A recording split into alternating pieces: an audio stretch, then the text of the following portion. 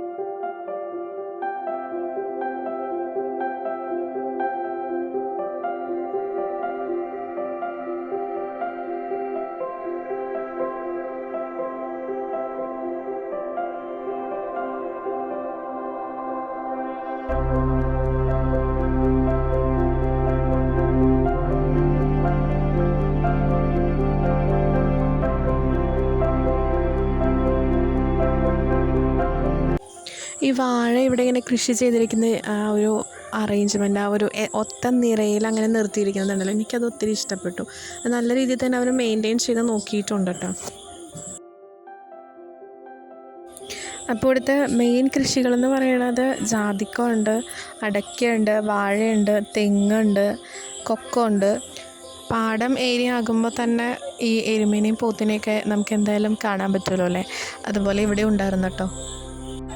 നിങ്ങളുടെ അടുത്തുണ്ടോ ഇതുപോലെ ആസ്വദിക്കാൻ പറ്റിയ പ്ലേസസൊക്കെ ഒന്ന് മെൻഷൻ ചെയ്യണേ.